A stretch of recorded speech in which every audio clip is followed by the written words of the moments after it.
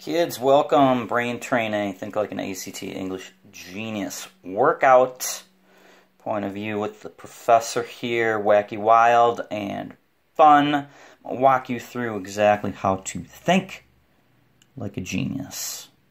So first things first, you are going to have this handy workout in front of you. It's 15 questions. Just simply follow along, and after each question, I'm going to preview it for you. And what you're going to do is pause the video and go ahead and do what I suggested, thinking like a genius. There will be no answers in this video. There will be different explanations and answers on a handout. So when you walk in, you should have a piece of paper in front of you that says, think like an ACT English genius, brain training workout number 1.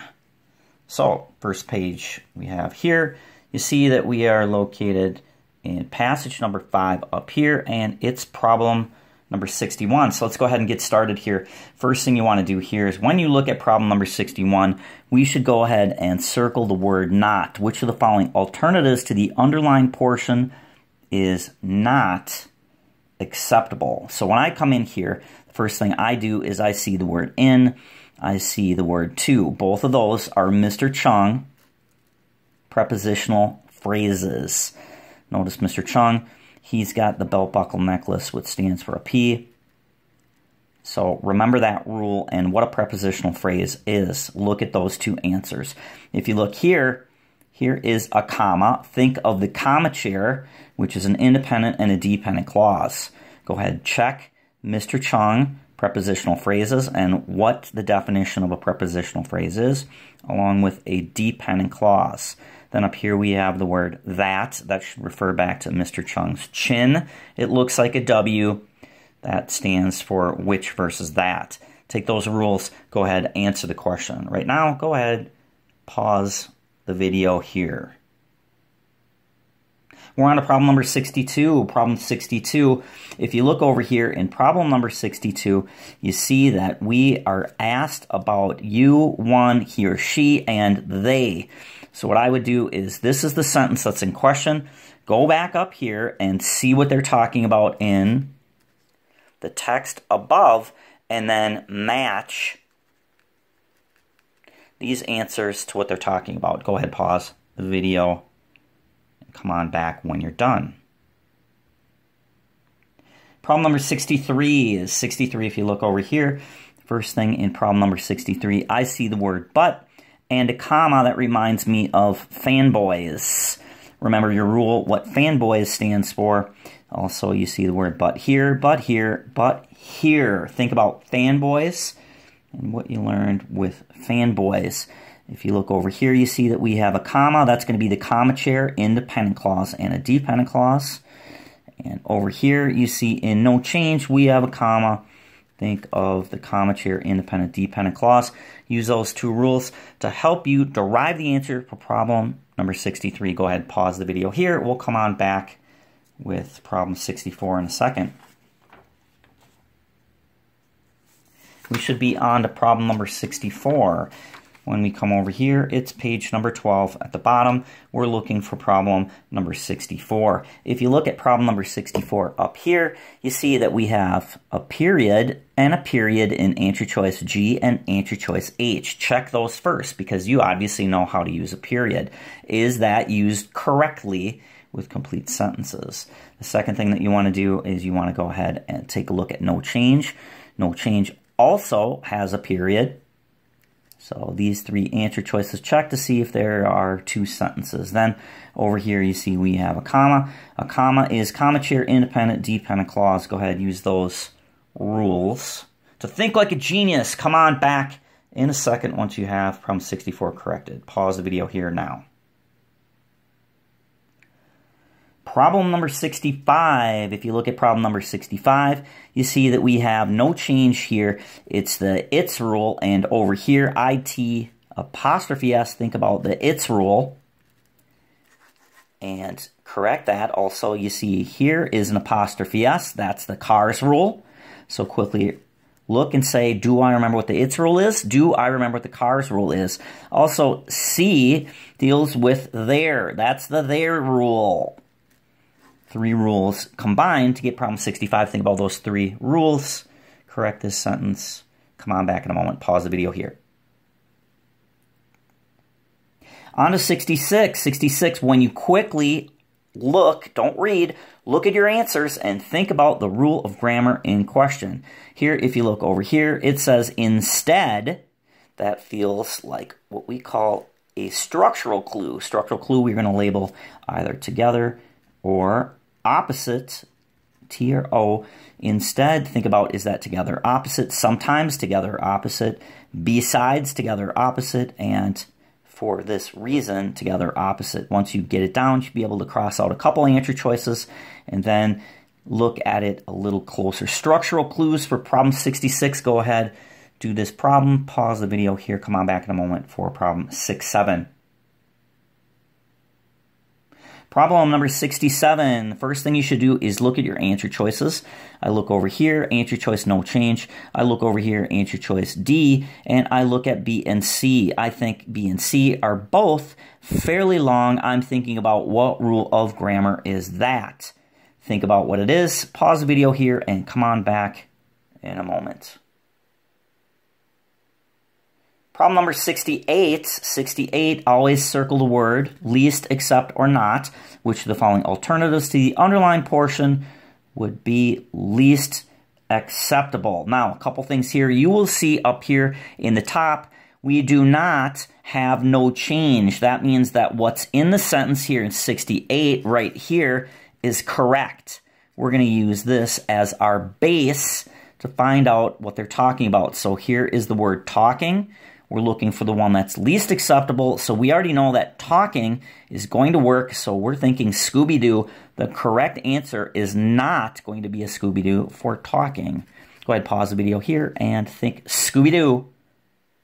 Find the one that is not a Scooby-Doo for 68. Pause the video here. Come on back. We'll take a look at 69 in a moment. Problem number 70. Excuse me, problem number 69. 69 here, if you look, we have more versus most, and we have ly endings. Think about an ly ending and an adverb. What does an ly ending do? How do you use an ly ending? What that means. And then also, what is the difference between more and most?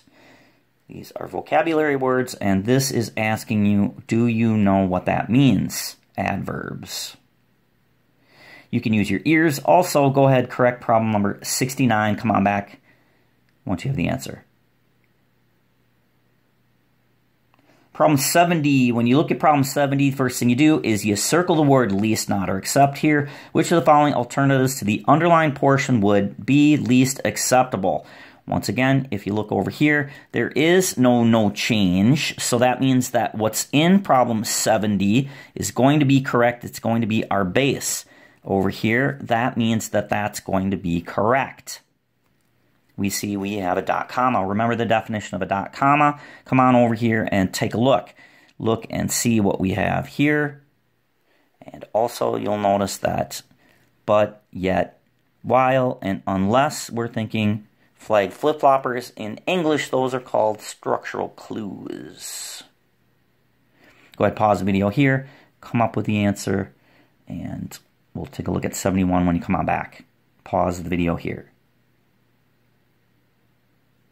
71, when you look at problem 71 here, problem 71 has apostrophe S's, and this is flat out the cars rule. Think about the cars rule. Go on back in and see which one of the apostrophe S's is used according to the cars rule. Boop. Pause the video here. Answer 71. We'll come on back in a moment. 72. Which of the following sequences of sentence makes this paragraph most logical? This is a Formula B rearranger. What do? We go over into the paragraph. Okay, so the paragraph will start here. And we're going to go ahead and read the sentences. So start at the top, read the sentences, and notice, number one, Does something feel weird? Does it feel weird when you hit a certain area? If you do, go ahead and simply put a dot by the sentence that feels like it's out of place. Then we're going to try and rearrange it. Remember how we write a paragraph with a topic sentence at the top and details below to help you support that topic sentence. Number two, you can do is you can think about a timeline. What happened first and what happened last. The third thing we can do is we can think about the funnel. The funnel tells us that at the top is going to be very broad, and at the bottom is going to be the most narrow. Also, once again, remember up here, we saw words, flag flip-floppers, and structural clues that will help us figure out where things are going to be placed. 72 is a Formula B rearranger. Go ahead, pause the video here. We're going to come on back, take a look at 73 in a moment.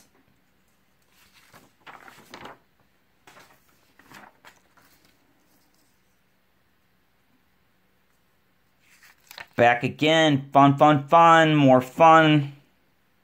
If you take a look at problem number 73 here, you see it says, which choice would most effectively introduce the main topic of this paragraph? This is going to be a Formula B. We're going to think about how to write a paragraph.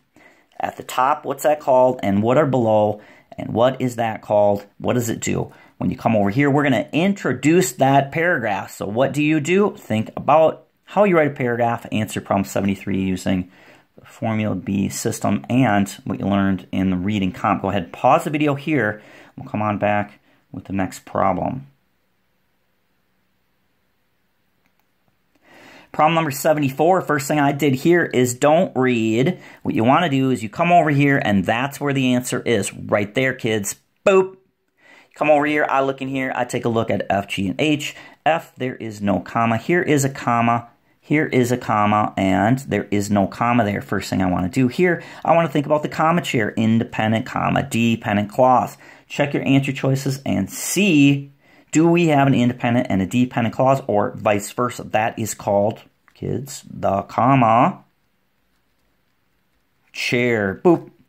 Go ahead and think about the comma chair and look at that in a second. Once you figure that out, we need to know the difference between spoken and spoke. Go ahead and use your ears. Read that sentence and see which one sounds a little bit better. Do you need a comma? Do you not need a comma? And which one sounds better? Go ahead, pause the video here. Problem 74, comma chair, kids, and use your ears. It's combo. Problem 75, it's the last one here in our mini workout. How to think like a genius. English. Grammar. Dun, dun, dun. Here we go, kids. Formula A. How do I know? Because it says this. Which choice would most effectively end the sentence by summarizing one of the key points in the essay? What do? Formula A. That means genius map, kids. How do we genius map? Look at your title all the way back on the previous page or so. Then what you want to do is you want to look at each topic sentence and find the noun and verb, and then go to the next paragraph, find the next topic sentence, noun and verb, next topic sentence, noun and verb, all the paragraph topic sentences, nouns and verbs, connect them together through your genius map, noun and a verb.